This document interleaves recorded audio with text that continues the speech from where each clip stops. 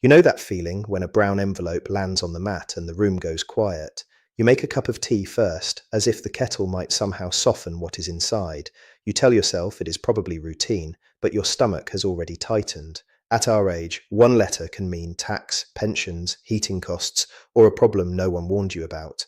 If you like having these things explained in plain English, do subscribe and keep this channel close by.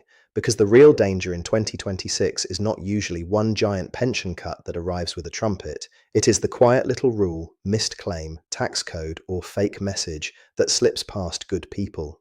And if you were born before 1965, this is exactly the stage of life when small misses can cost real money. There are 6 warnings I want to walk through with you, and they all sit under one simple theme. Do not assume the system will sort itself out just because you have worked hard all your life. Retirement money in Britain now depends on checking, reading, and asking one more question than feels comfortable. That is not a sign of distrustful people. It is a sign of sensible people protecting what is theirs. The first warning is this: never assume you know the exact age your state pension starts. A lot of people still talk as if everyone gets it at 66. Full stop, no debate. But the official timetable says the rise from 66 to 67 is happening between 2026 and 2028. That matters a great deal for people born after April 1960, which catches many viewers in this audience. I have seen this catch people in a very ordinary way. They are 64, maybe 65 soon. They start mentally placing the pension into next year's budget before they have checked the actual date. They count on it for bills, or to cut down work, or to help a partner who is already retired. Then they discover the start date is later than they thought, and the gap has to be filled somehow. The phrase I want you to remember is this: check the date. Do not trust the chat. Not the pub chat, not the family chat, and not the part of your own memory that says, I am sure I knew this. Go and check your state pension age properly, and treat that date like the hinge on the whole door. When the date is right, every other decision around work, savings, and spending becomes calmer and cleaner. That first warning is really about refusing to build your plans on a guess, however harmless the guess may feel. And if you appreciate a channel that slows things down and helps you check the fine print without the fuss, you might want to subscribe now, because a calm explanation today can save a nasty surprise later on. This is one of those subjects where peace of mind usually starts with one boring check done at the right time. The second warning is about tax, and this one catches people who think pension money arrives already sorted. You start getting the state pension, or you draw from a private pension, and the payments seem straightforward enough. Then a letter turns up later, or your other pension is taxed more heavily, and suddenly the sums feel wrong. The reason is simple, but it is not explained clearly enough in ordinary life, so let's say it plainly. Your state pension counts as taxable income, but tax is not taken off it before it reaches you. That is the bit many decent people do not realize until they have already drifted into an underpayment. In the current 2026 to 2027 tax year, the normal personal allowance is £12,570. After that, basic rate tax applies, and once total taxable income goes above £50,270, the higher rate begins. So if you have a state pension, maybe a workplace pension, maybe a small bit of part-time work, the system often collects the tax through a code on your other pension or wages instead, and if that does not fully work, HMRC may send what is called a simple assessment later on. The phrase to write down is this: taxable does not mean tax already taken. That one sentence saves confusion. This is where ordinary people start blaming themselves, when really the setup is what confuses them. You are not foolish if you thought each pension provider would somehow know the full picture automatically. Still, the cost of not checking can be real, so keep one simple page showing every pension and income source. If that kind of plain speaking helps you breathe easier, feel free to subscribe and stay with this channel.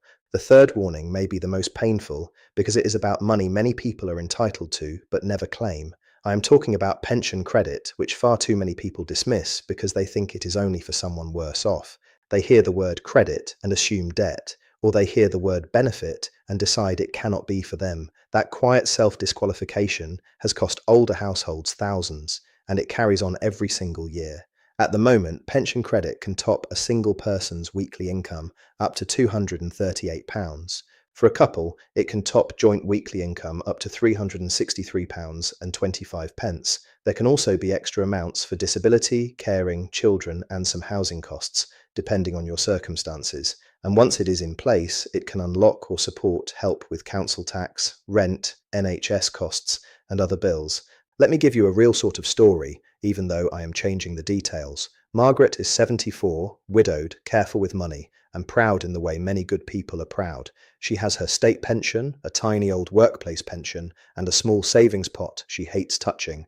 She spends 2 winters turning the heating down early, not because she wants to, but because she thinks she must. Her daughter finally sits with her one Sunday afternoon and checks things properly. It turns out Margaret may qualify for pension credit, and with that comes extra breathing room she did not know existed. Not luxury, not riches, just the difference between flinching at the meter and sleeping with the house warm enough. The relief on her face is not dramatic. It is quieter than that. It is the relief of no longer guessing. The phrase here is this: do not rule yourself out before the rules do. Even small pensions, modest savings, or owning your home do not automatically mean you will get nothing. The whole point of this warning is that silent dignity can sometimes become expensive silence if it stops you checking. And if you know someone like Margaret, or perhaps you are Margaret, this channel is worth keeping nearby. The fourth warning is for those of you not yet on the state pension, especially people born in the early 60s.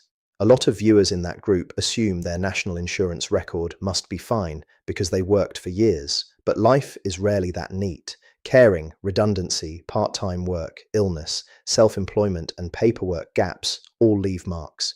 You do not feel those marks at the time, but they can reduce what you receive later on. The general rule now is that you can usually pay voluntary national insurance contributions for the past 6 years. The normal deadline is the 5th of April each year for the year that is dropping out of reach. That is useful, but only if paying actually improves your state pension, which is why checking the forecast matters first. The relief phrase is this: forecast before you fill. Never pay for a gap just because a gap exists. I want to be especially clear here for people born before 1965, but after April 1960. You are in the very band of ages where a wrong assumption can do real damage to retirement planning. If your state pension age is later than you thought, and your record also has gaps, that double hit hurts. It is much better to face it in good time than discover it when work has already been cut back. So this fourth warning is not about panic. It is about using the last stretch before retirement wisely. One proper check now can stop you buying the wrong years, retiring on the wrong date, or budgeting against the wrong number. And if you value a steady voice that keeps bringing things back to what actually matters, you could subscribe here. Sometimes the best financial move is not clever at all. It is simply not leaving a loose end loose. The fifth warning is about scams, and sadly this one grows more important the older we get. Not because older people are foolish, but because scammers love people with pension money, property, and a decent sense of trust. They use urgency, flattery, fear, and fake authority, and they are often very polished at doing it. By the time something feels wrong, the pressure has already done half the job for them. The official warning signs are wonderfully simple, and I think simple is exactly what we need here. A guaranteed better return, a free pension review, high pressure to act quickly, complicated structures, unusual investments, or several fees. If somebody contacts you out of the blue about your pension, the safest starting point is that it is bad news. And if anyone talks about getting money from your pension too easily, stop and slow the whole thing down. There is another little twist here for 2026 and beyond. Some people worried about bills are more vulnerable to offers that promise quick access, quick fixes, or clever workarounds. That is exactly when bad actors step forward, sounding helpful and patient while steering you somewhere dangerous. The phrase I want you to remember is this: if they found you, it is probably about them, not you. Never take pension advice from the same person who created the alarm in the first place. Never be rushed because the offer ends today, or because someone says they are calling on behalf of a trusted body. And if a video like this helps you keep your feet on the ground when messages get noisy, do subscribe. A quiet mind is one of the strongest bits of fraud protection you can still have.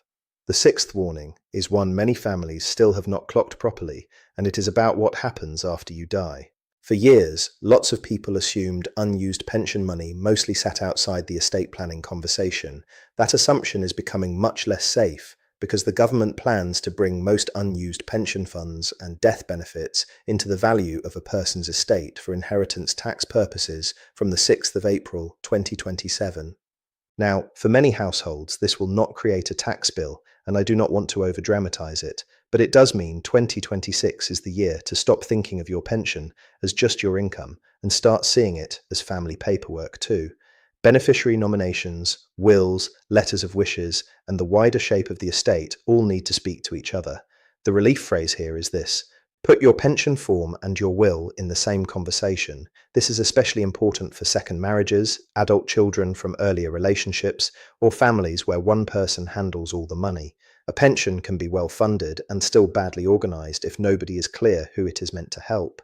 And because later life often brings bereavement, illness, and hurried decisions, the best time to tidy this is before any crisis arrives.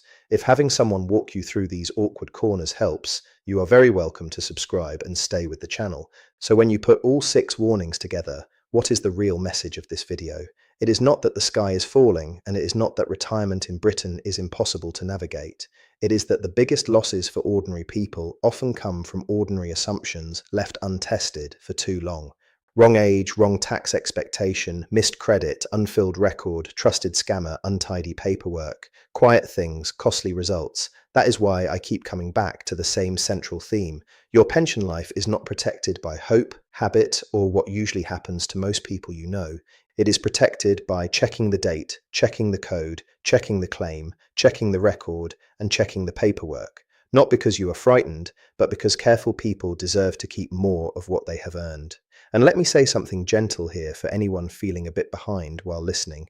If you have ignored letters, left pension statements unopened, or put off checking because it all feels slightly sickening, you are not alone. Plenty of capable, intelligent, decent people do exactly that, especially after bereavement, illness, or a hard financial stretch. The way back is not shame. The way back is one small check this week, then the next one after that. If you are wondering where to start with the thing that changes your monthly life first. If retirement date is unclear, check that. If tax keeps confusing you, list your incomes on one page. If money feels too tight, check pension credit before you cut back the heating again. If you are a few years off retirement, look at your national insurance record before another deadline slips away. And if one person came into your mind while listening to this, do them a kindness and send this video over.